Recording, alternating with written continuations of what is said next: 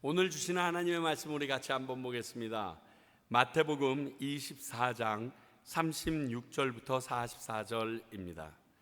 마태복음 24장 36절부터 44절의 말씀입니다.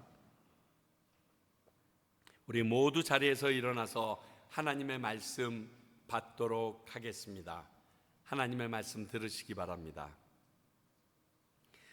그러나 그날과 그때는 아무도 모르나니 하늘의 천사들도 아들도 모르고 오직 아버지만 아시느니라. 노아의 때와 같이 인자의 임함도 그러하리라. 홍수전에 노아가 방주에 들어가던 날까지 사람들이 먹고 마시고 장가들고 시집가고 있으면서 홍수가 나서 그들을 다 멸하기까지 깨닫지 못하였으니 인자의 임함도 이와 같으리라. 그때 두 사람이 밭에 있음에 한 사람은 데려가고 한 사람은 버려줌을 당할 것이요 두 여자가 맷돌질을 하고 있음에 한 사람은 데려가고 한 사람은 버려둠을 당할 것이니라. 그러므로 깨어 있으라. 어느 날에 너희가 주가 임할는지 너희가 알지 못함이니라. 너희도 아는 바니 만일 집주인이 도둑이 어느 시각에 올 줄 알았더라면 깨어 있어 그 집을 뚫지 못하게 하였으리라. 이러므로 너희도 준비하고 있으라. 생각하지 않은 때에 인자가 오리라. 하나님의 말씀입니다.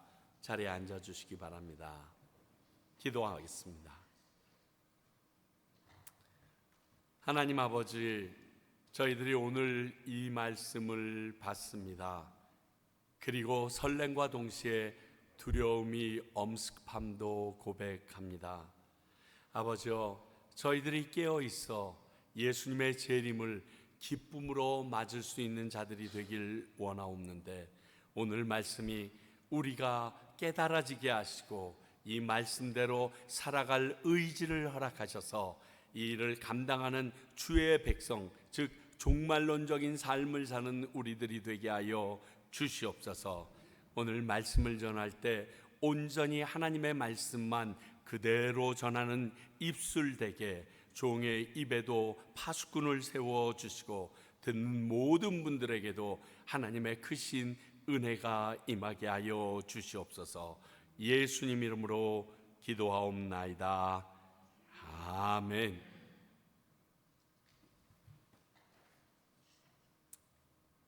이번에 가서 많은 목사님들과 함께 귀한 시간을 가졌습니다.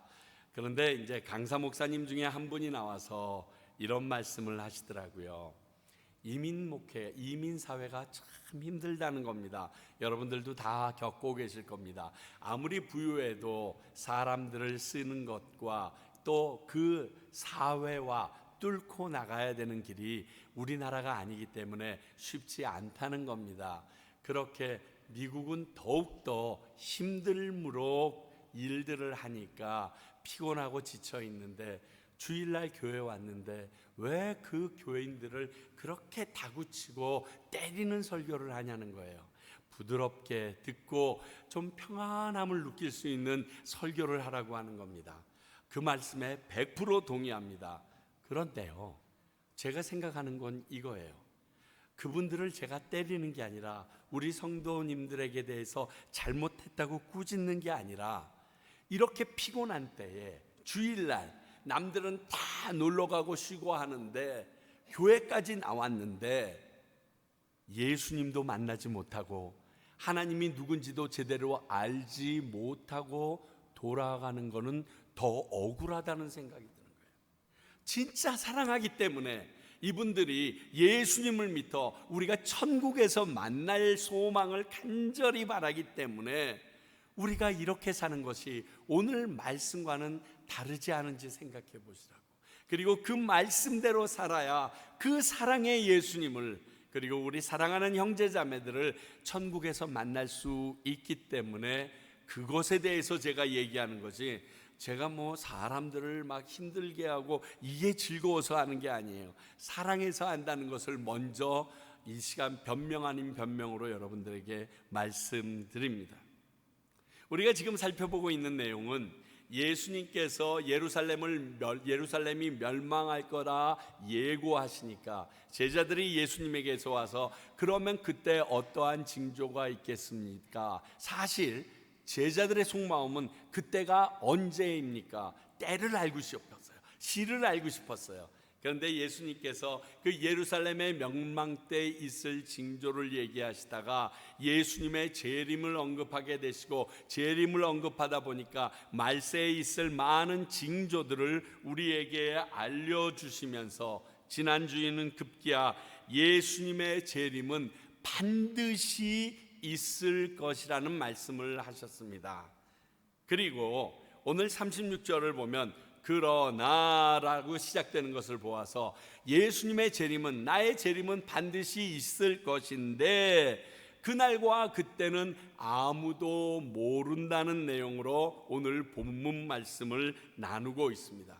그러니까 너희는 준비하고 깨어 있으라라고 당부하고 계시는 게 오늘 말씀의 주제입니다. 그래서 한 두 가지만 생각해 보려고 합니다. 먼저 첫 번째는, 그러면 우리는 왜 깨어 있어야 합니까, 주님? 우리가 깨어 있어야 될 이유가 무엇입니까? 이거예요. 여러분 경험해 보셨겠지만 이 세상에서 가장 무거운 게 뭔지 아세요? 최유찬의 몸이 아닙니다. 여러분 눈 위에 있는 눈꺼풀이에요. 진짜 이 눈꺼풀은요 천하장사도 버틸 수가 없습니다. 이 정도로 육신의 잠에서 깨어 있기도 힘든데 오늘 예수님이 말씀하신 것은 영적으로 깨어 있으라라는 의미가 더 강합니다. 자, 왜 우리는 이렇게 영적으로 깨어서 예수님의 재림을 기다려야 하는 것일까요? 첫 번째, 그 날과 그 때를 우리는 모르기 때문에 그렇습니다. 36절과 42절이 이 부분을 집중적으로 말합니다. 우리가 생각하고 있지 않은 때 오시기 때문입니다. 그리고 오늘 본문은 그 때를 사람이 아무리 알려고 해도 알 수 없다라고 36절에 확실하게 말씀하고 계십니다. 더군다나 우리 40절에 생각하지 않은 때에 오신다는 이 말씀이 우리를 더욱 긴장하게 합니다. 여러분 아무 생각하지 않고 있을 때 방문 뒤에 숨었다가 누가 왕만 해도 우리 정신 못 차려서 호들갑 떨면서 때리기도 하고 울기도 하고, 아마 경험해 보셨을 거예요. 바로 그러한 일들, 그러한 상황들을 말합니다. 예측할 수 없는, 그러니까 에이 오늘은 안 오시겠지, 그날 온다는 거예요. 아 이런 때는 아니시겠지, 그때 온다는 거예요. 아 지금 너무 좋은데 조금만 있다 오시지, 그때 와 주신다는 거예요. 예수님이 괴팍해서가 아니라 우리가 미처 생각하지 못할 때, 그때 그분은 우리에게 오신다는 것입니다. 남자들 군대 얘기하는 거 굉장히 싫어하시겠지만 진짜 군 시절에 초소 경계를 쓴 적이 있습니다. 낮에는 담당하는 담당자들이 낫을 다 지키는데 밤에서부터 새벽에 이르기까지 그 부대에 상주하는 사람들이 순번을 정해서 둘둘씩 짝을 지어서 초소에 들어가서 지키곤 합니다. 그래야 그 부대가 안전하고 부대 안에서 자는 우리 동료들도 지키는 몫이 되기 때문에 그렇습니다. 근데 그때마다 제대로 초소해서 지키고 깨어 있는지 보려고 담당관이 이렇게 순시를 놨습니다. 담당관이 순시를 오면 그분이 올 때 바로 우리 몇 가지의 방법이 있습니다. 탁 들이대고 암호가 뭐야 해서 몇 가지를 딱딱 묻고 이것을 제대로 했는지를 그분이 체크하는데, 혹시 너무 낮에 훈련이 고돼서 꾸벅꾸벅 졸고 있거나 그런 거 제대로 못하고 버버벅거리면 그 다음날 아침에 불려가서 아주 치도곤 혼난 경험들이 있습니다. 근데 깨어서 내가 정신 차리고 있고 잠도 너무 안 오고 너무 말똥말똥하면요, 그 담당관이 오는 것이 아무런 신경도 안 쓰여요. 아니 오든 안 오든 상관이 없어요. 왜? 오면 난 다 할 자신 있거든. 그래서 아주 마음이 담담했던 기억이 있습니다. 그렇습니다. 우리가 왜 깨어 있어야 하는가? 그날과 그때를 모르지만 그분이 오실 때 담담하게 그분 앞에 설 수 있어야 되기 때문에 그렇습니다. 여기서 기억할 것이 하나 있는데, 그 때를 천사도 모르고 거기다가 아들 예수님도 모른다고 그랬어요. 누구만 안다고요? 오직 하나님 아버지만 안다고 했습니다. 그러니까 여러분들이 그날이 언제인지 막 성경에서 숫자로 계산해 보는 이런 쓸데없는 일 하지 마세요. 어차피 모릅니다. 또 어떤 사람이 그 날짜를 드디어 알았어 그러고 여러분들에게 그 날짜에 예수님이 온다고 같이 맞을 준비하라면 전부 다 구라입니다. 그럴 수가 없어요. 그분이 하나님이셔야 되는 겁니다. 근데 조금 있으면 죽어. 그건 하나님 아니잖아요. 사람은 하나님이 될 수가 없고 말도 안 되는데 그걸 믿는 수많은 무리들이 있는데, 아주 쉽게 얘기하면 예수님이 언제 오신다는 것은 모릅니다. 다만 그분이 오실 때쯤 되면 어떠한 일이 일어나는지 우리가 긴장할 수 있도록 알려주신 것뿐입니다. 근데 이 긴장이요 2000년이 가기도 했었어요. 그러니까 그때는 알지 못한다는 사실을 기억하십시오. 다시 한번 말씀드리지만 오늘은 분명히 아니야 하는 그때 오신다고 그랬어요. 에이 설마 오늘 오시겠어? 여러분, 저는 지금 오셨으면 좋겠어요. 그나마 교회 안에서 조금 거룩한 척하고 있을 때 요때 오셨으면 좋겠어요. 어디 옛날에 그랬거든요. 미국에서 살면 진짜 주일날 오후에 하는 일은 비데오 빌리러 가는 거예요. 한국식품점에 가서 비데오를 이만큼 빌려가지고 와서 그동안 못 봤던 비데오를 주일 저녁서부터 월요일까지 쭉 때려보는데, 그때마다 기도했던 게, 주여 비데오 빌리러 가는데 주님이 오지 마시옵소서. 이러면 정말 너 뭐하다 왔니? 비데오 빌리러 가다가 왔어요. 이건 하나님 앞에 면이 안 쓰잖아요. 그래서 그렇게 기도했던 적이 있습니다. 그래요, 기억하세요. 그때는 내가 미처 아니라고 여겼을 그때가 주님이 오실 때입니다. 그래서 우리는 항상 깨어 있어야 합니다. 왜 깨어 있어야 하는가? 두 번째를 보면요, 37절부터 39절까지 노아 때처럼 실수를 반복하지 않게 하기 위해서 그렇습니다. 노아 시대 사람들의 이야기가 37절부터 39절까지 나옵니다. 여러분들이 지금 읽으셔서 아시겠지만 그들은 현재 눈앞에 있는 것만 보고 살아가던 사람들이었음을 알 수 있습니다. 그들은 지금의 일상적인 일에만 관심이 있었습니다. 성경의 어느 곳을 보아도 노아 때에 있었던 노아 가족을 제외한 그 땅의 사람들이 악이 가득했다라는 이야기는 들었지만 어떠한 행태로 살았는지는 적혀 있지 않습니다. 그런데 이 말씀은 예수님이 하신 겁니다. 그때부터 계셨던 하나님이신 그분이 말씀하신 것입니다. 그러므로 이렇게 살고 있었습니다. 몸과 마음을 즐겁게 하는 일, 즉 먹고 마시고 흥청거리고 즐거움과 쾌락을 누리는 데 관심을 가지고 안주하면서 살아가는 사람들이었다고 말씀하십니다. 노아가 조금 있으면 홍수의 심판이 온다는 사실을 알고 방주를 지어 미래를 준비하고 있을 때 이 사람들은 이 모습을 보면서도 오늘 말씀처럼 현실에만 안주해서 이제 곧 홍수의 심판이 다가온다는 사실을 눈을 감고 귀를 닫고 생각조차 하지 않았다는 것입니다. 노아가 뭐라고 얘기했을까요? 우리 한번 성경 봅시다. 창세기 5장 21절입니다. 32절입니다. 노아는 500세 된 후에 셈과 함과 야벳을 낳았더라, 이렇게 했습니다. 500세 이후에 셈과 함과 야벳을 낳았습니다. 잘 기억하세요. 그 다음에 창세기 7장 6절입니다. 홍수가 땅에 있을 때 노아가 600세라. 요때 무두셀라가 죽습니다. 쭉 계산해 보면 무두셀라가 죽은 그 해, 무두셀라라는 이름이 창을 들고 어떠한 성을 지키다예요.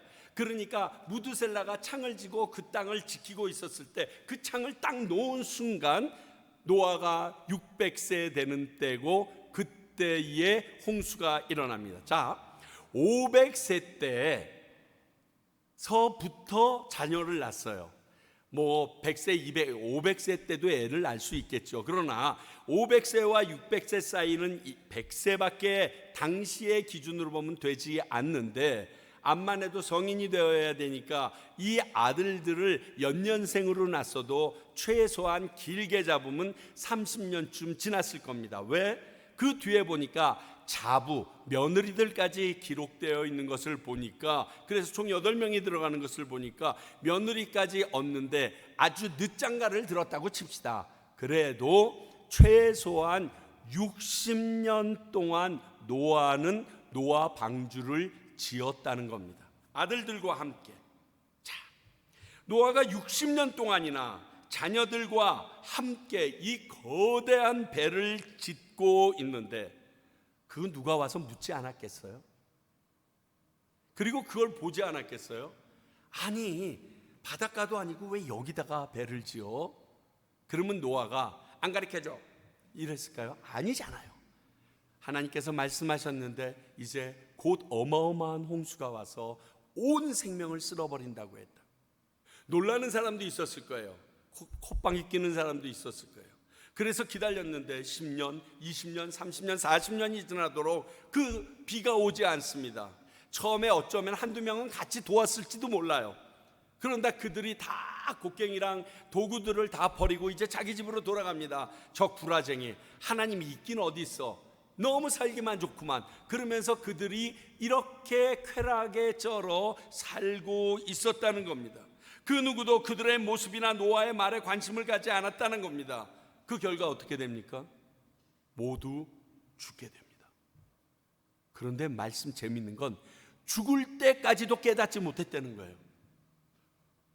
비가 왜 이렇게 많이 내려? 산꼭대기로 가다. 여기도 안 되는데, 노아 말이 진짜구나. 그렇게 하고 꼴꼬닥 거리고 죽은 거예요. 답답합니다. 여러분, 그런 사람들의 특징이 뭔지 아세요? 미래를 사실 두려워해요. 미래에 대해서 겁내고 회피하는 사람들이 이런 부류의 사람들입니다.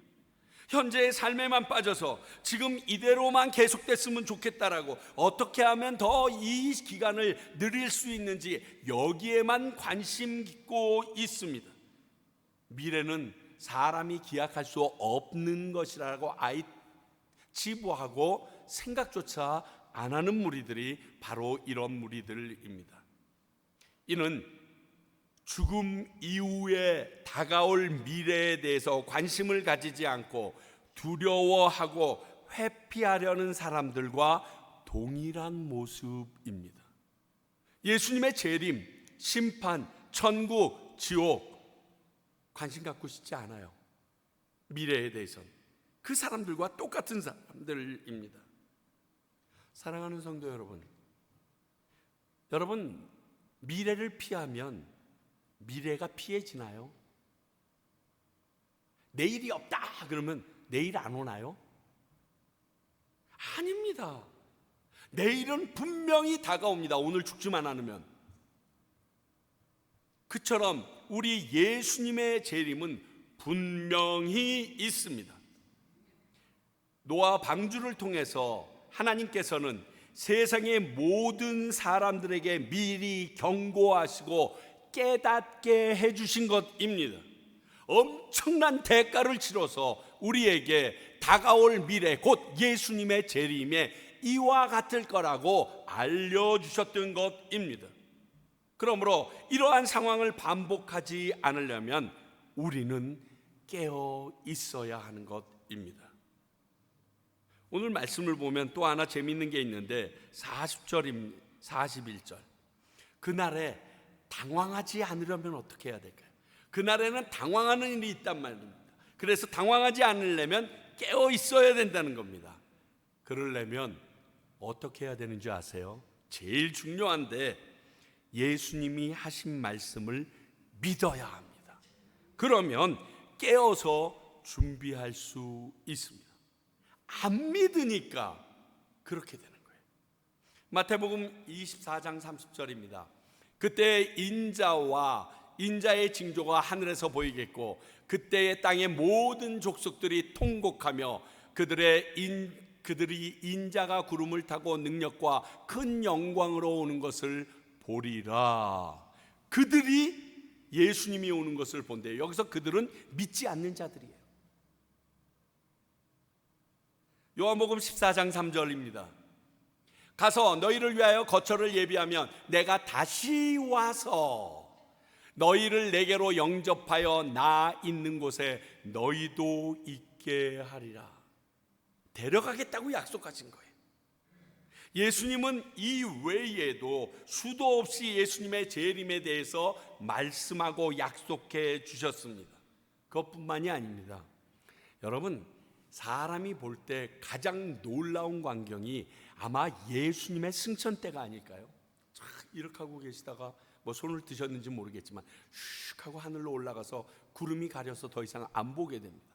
그걸 목격했으면 그분이 신이신 것이, 그분의 말씀은 다 확실한 것인지 안 믿겠어요? 그랬을 때 사도행전 1장 11절입니다. 이르되 갈릴리 사람들아 어찌하여 서서 하늘을 쳐다보느냐. 너희 가운데서 하늘로 올려지신 이 예수는 하늘로 가심을 본 그대로 오시리라 하셨습니다. 옆에 있는 천사들이 얘기합니다. 놀랍지? 기가 막히지? 이제야 하나님의 아들인 거 알았지? 그런데 이분은 이 모습 그대로 오실 거야. 올라가신 거 봤으면 그런 능력 있는 거 알았지? 지금 천사들이 우리에게 예수님의 재림이 확실하다는 것을 다시 한번 증거해 준 내용이 이 사도행전 1장 11절의 말씀입니다. 외우기도 쉬워. 111. 우리는 이렇게 다시 오실 예수님의 말씀을 믿고 있기에 깨어 있을 수 있습니다. 그러면 두 번째, 깨어 있다는 의미는 무엇일까? 깨어 있다면 우리가 과연 어떠한 방향, 어떻게 해야지 이 깨어 있다라는 의미를 제대로 설명할 수 있는 것일까요?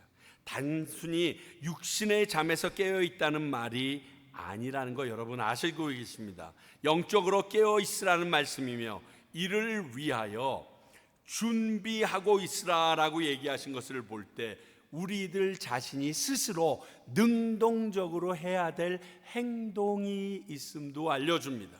과연 그게 무엇인가 말입니까? 첫 번째는 큰 테두리에서 보게 되면 예수님의 재림을 준비하고 있으라는 의미입니다. 말 그대로 예수님의 재림 때문에 깨어 있어야 한다는 겁니다. 그분이 부지부식중에 오니까 그래서 깨어 있어야 한다는 거예요. 그 이후에 충성된 종의 비유나 열처녀의 비유, 그리고 달란트의 비유가 다음 주일서부터 쭉 나오게 되는데 이것은 어떻게 준비하고 있어야 되는 how to, 방법에 대해서 우리에게 지금 설명해 주는 내용인 것을 보면 예수님의 재림을 준비하고 있으라는 의미인 것이 확실합니다. 그런데 또 한 가지 이 깨어있다라는 의미는 매일 매 순간이 예수님의 재림의 때 그때로 여기고 살아가야 한다는 뜻입니다. 저는 이 적용이 정말 중요하고 맞다고 봅니다. 왜냐하면 우리 신앙의 선배들이 이 적용으로 그 모든 고난의 때를 이겨내셨기 때문입니다. 여러분, 요한계시록에 대해서 제가 언제 여러분들에게 말씀을 전할 기회가 있을런지 모르겠는데 이 요한계시록은요, 예수님의 재림 때에 있어질 여러 가지 역사를 사도 요한을 통해서 우리에게 알려주신 내용입니다. 근데 왜 알려주셨냐면 그 이유가 당시 세상 가운데는 예수 그리스도를 믿는다는 이유 하나 때문에 고난당하고 핍박당하는 수많은 믿는 자들이 있었습니다. 그런데 그들에게 너희들 용기를 가져라, 힘을 내라, 그리고 앞으로 미래에 너희에게 주어질 영광이 이런 것이다 해서 그 어려움 가운데 배도하지 않고 예수님을 배반하지 않고 승리하기를 바라는 마음에서 사도 요한을 통하여 하나님께서 직접 보여주신 앞으로 예수님의 재림시의 모습이었습니다. 하루는 아내가 우리 같이 묵상한 것을 나누고 나는데요, 요한계시록 마지막 장을 묵상을 했다고 합니다. 요한계시록 마지막 장은 22장입니다. 그런데 재미있는 것은 이 마지막 장에 보라 내가 속히 오리라는 말을 3번 반복하시더라는 거예요. 그러면서 아내가 얘기하기를, 여보, 그렇게 말하고 2000년이 지났는데도 안 왔거든. 속히 오신다는 말은 왜 했을까? 그냥 오리라만 했어도 좀 괜찮을 텐데 내가 속히 오리라는 말을 왜 하셨을까? 그것 때문에 하루 종일 묵상을 했대요. 그러고서 이렇게 적용했다라고 얘기하더라고요. 예수님이 속히 온다는 이 말은 내가 금방 가겠다는 임박한 종말을 오늘 오신다는 마음을 가지고 살아가라는 의미가 아닐까라고 이야기를 하더라고요. 그래서 한번 요한계시록 22장을 쭉 살펴보니까요, 7절, 12절, 20절에 정말로 내가 속히 오리라고 되어 있는데, 특히 마지막 20절에는요 내가 진실로 속히 오리라라고 써 있어요. 그래서 진실로라는 단어를 더 추가하여서 강조하고 있어요. 그런데 속히라는 말은 3군데 다 들어있더라고요. 정말로 우리의 신앙의 선배들이 이 말씀을 붙잡고 견뎌내었고 그 증거가 히브리서 11장에 있습니다. 한번 보실까요? 히브리서 11장 35절부터 38절입니다. 여자들은 자기의 죽은 자들을 부활로 받아들이기도 하며, 예수님을 믿다 보니까 이 여자들의 그 사람들, 죽은 자들이라는 게 남편이 될 수도 있고 자녀들이 될 수도 있습니다. 이들이 죽었다는 것을 다시 부활할 텐데 예수님이 오시면 그걸로 받아들이면서 이겨냈다는 겁니다. 또 어떤 이들은 더 좋은 부활을 얻고자 하여 심한 고문을 받되 구차히 풀려나기를 원하지 아니하였으며, 야야 고문해 사자 묻었어 내가 이걸 견뎌내야 이 나라에 하늘나라 갔을 때 더 큰 상급을 받으니까 괜찮아, 나 죽어도 돼, 뭐 풀려나라고, 나 필요 없어 죽어도 돼, 예수님을 위하여 죽는 게 오히려 기쁨이야, 그랬다는 거예요. 뿐만이 아닙니다. 또 어떤 이들은 조롱과 채찍질 뿐 아니라 결박과 옥에 갇히는 시련도 받았으며, 돌로 치는 것과 톱으로 켜는 것과 시험과 칼로 죽임을 당하고 양과 염소의 가죽을 입고 유리하며 궁핍과 가난과 환난과 학대를 받았으니 이런 사람은 세상이 감당하지 못하느니라. 그들이 광야와 산과 동굴과 토굴에 유리하였느니라. 이들의 모습을 보면요, 오늘 예수님 온다는 거, 곧 예수님 온다는 걸 믿었기에 이러한 말도 안 되는 어마어마한 환난을 이겨낼 수 있었다는 거예요. 그러면 어떻게 견딜 수 있었느냐? 정확한 그 구체적인 내용이 히브리서 11장 40절에 이렇게 기록하고 있습니다.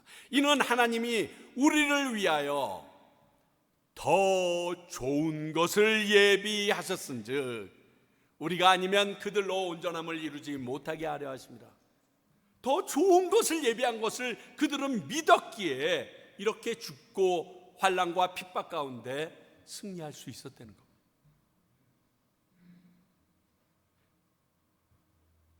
오늘 오신다고 믿고 살았기에 모진 고난 가운데서 굴복하지 않고 깨어 있을 수 있었던 것입니다. 우리도 이런 마음으로 지금을 살아내야 합니다. 그런데 착각은 하지 마십시오. 현실을 도피하고자 드렸던 말씀은 아닙니다. 도피하자고 드린 말씀 아니에요. 여러분 보세요. 40절. 그때 두 사람이 밭에 있습니다. 놀러 갔겠어요? 밭 가려고 했지요. 뭔가 심으려고. 그러니까요, 현실을 도피한 게 아니에요. 이단들처럼 다시 오실 예수님으로 인해서 세상의 모든 것을 포기하자는 내용도 아닙니다. 41절 보세요. 두 여자가 맷돌질을 합니다.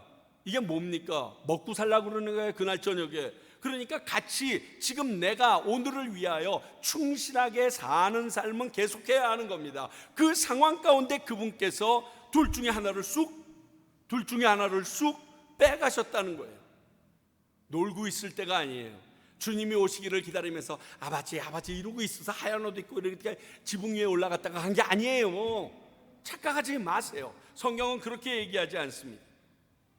우리가 처한 상황 속에서 오늘 예수님이 오신다는 마음으로 자기 십자가를 지고 예수님의 제자로 살아가자는 말씀이 바로 깨어 있다라는 의미의 주 본점입니다.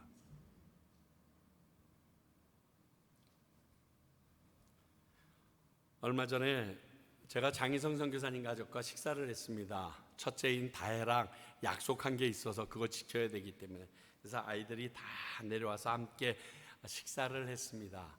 식사 끝나고서 빙수집에 가서 빙수를 먹었거든요. 빙수를 먹는데 갑자기 장희성 선교사님이 이런 얘기를 해주시는 거예요. 그 가족은 식사 때마다 그 아이들까지 순번을 정해서 돌아가면서 기도를 하고 식사를 하는가 봐요. 그날은 우리 다윗이 기도할 둘째 다윗이 기도할 차례가 되었답니다. 그래서 다윗이 기도하니까 전부 다 눈 감고 있으니까 다윗이 하나님 아버지 감사합니다 그러고 기도를 하다가 갑자기 딱 멈추더래요. 그러니까 다윗이 조금 느리니까 더디니까 그 다음 기도를 잊어먹었거나 아니면 생각하는 중이겠지 하고 기다리고 있는데 불쑥 이렇게 기도하더랍니다. 그런데 예수님 곧 오신다는데 왜 아직도 안 오세요? 왜 오늘도 안 오세요? 그러면서 하나님께 원망을 쏟아놓더라는 거예요. 잘 아시는 것처럼 우리 다윗은 DNA의 하나의 결핍으로 인해서 장애를 가지고 있는 아이입니다. 학교에도 이제는 가지 못하고 쫓겨와 그 안에서 센터에서 애프터스쿨로 공부하고 있습니다. 평생을 5살이나 6살의 지능으로 살 수밖에 없을지도 모르는 게 다윗입니다. 그런데 이 다윗은요, 성경에서 들려줬던 예수님이 속히 오신다는 그 재림의 약속을 믿고 오늘도 살아가고 있더라는 거예요. 그 말을 듣는데 너무 창피한 거예요. 솔직히 난 그 예수님의 재림은 알고 있었지만 오늘 오실 거라는 생각은 까마득히 잊고 살았기 때문에 그렇습니다. 엄청 부끄러웠고 나는 종말을 준비하지 못하고 살아가는 놈이구나 하는 것을 깨닫게 되었습니다.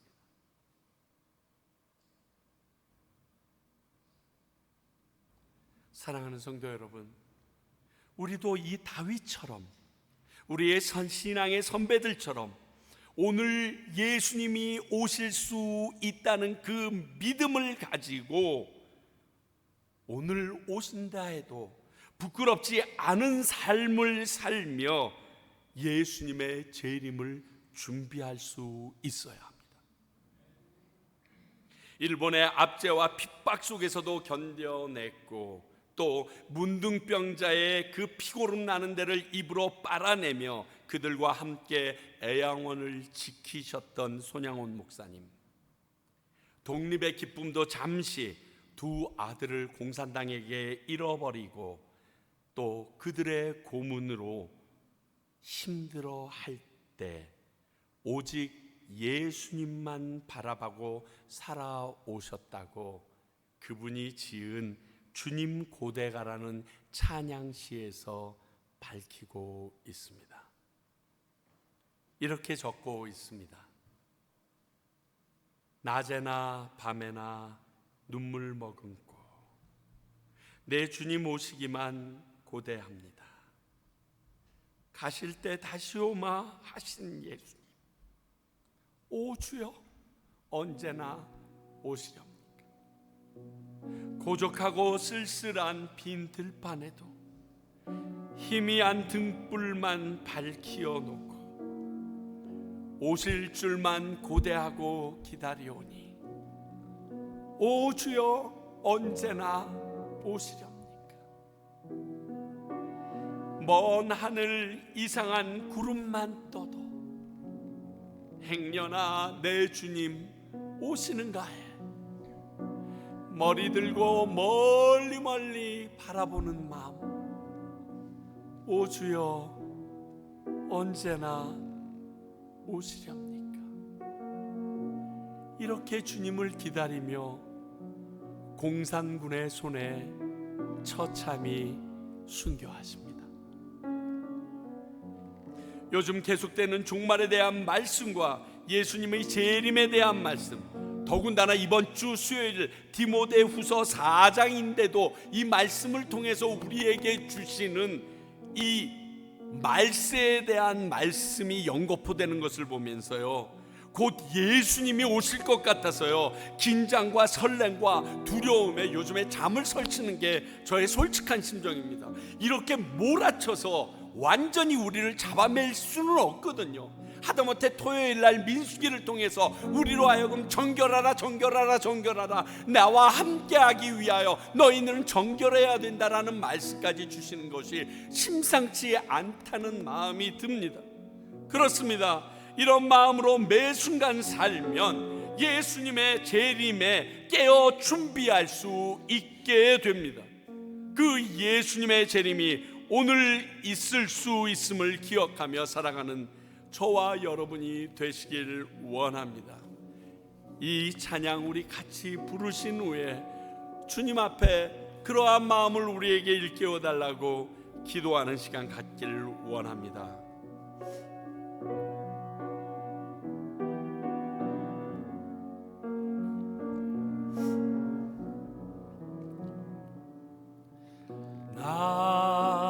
낮에나 밤에나 눈물 머금고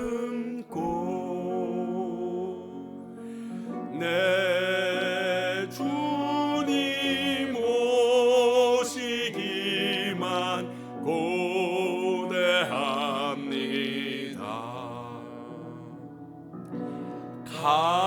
가실 때 다시 오마 하신 예수님, 오 주여 언제나 오시렵니까?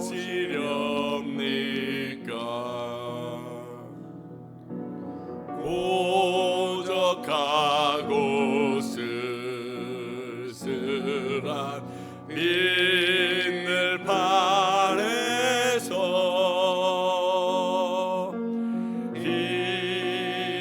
희미한 등불만 밝히어 놓고 오실 줄만 고대하고 기다리오니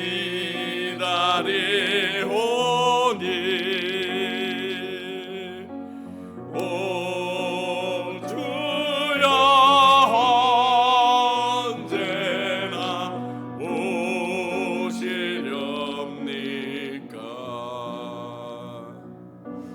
먼 하늘 이상한 구름만 떠도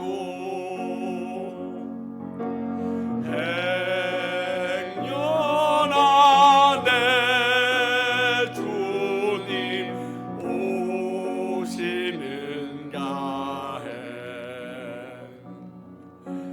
머리 들고 멀리 멀리 바라보는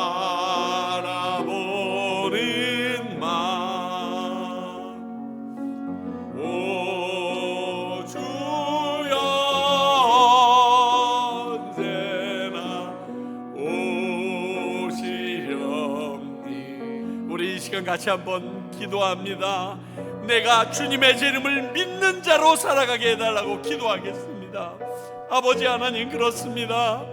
저희들이 추상적인 생각으로 예수님의 재림을 말하지 않게 하시고, 오늘 그 일이 이루어진다는 당면한 문제에 그 말씀 앞에 우리를 내어놓게 하여 주시옵소서. 아버지, 정말 다윗의 그 마음을 종에게도 허락하시라. 힘들고 어려울 때뿐만이 아니라 즐거워 내가 교만에 빠질 때에도 그 하나님의 말씀 기억하여 오늘 오실 주님을 준비하며 살아가는 제가 되게 하여 주시옵소서. 아버지, 제 마음이 하나님 아버지의 재림과 다시 오심에 맞추어져 살아가는 주의 백성 되게 이끌어 주시옵고, 그로 말미암아 방종치 말게 하시며 주님 앞에 당신의 제자로서 합당한 삶을 살아가는 주의 종 되게 만들어 주시옵소서.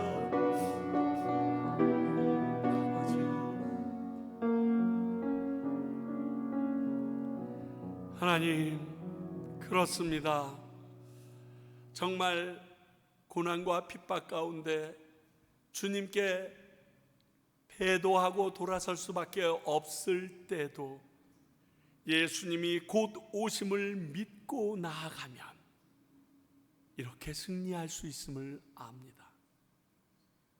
지금처럼 평안하고 그리고 모든 것이 넉넉한 이때도 내가 교만하여지지 않게 하시고 이 평안함으로 인하여 예수님의 오심에 대하여 망각하고 있지 않도록 깨어있게 하여 주시옵소서.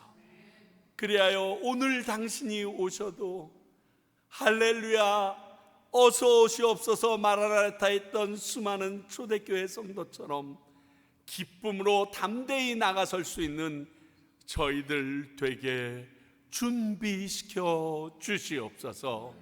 예수님 이름으로 기도하옵나이다. 아멘.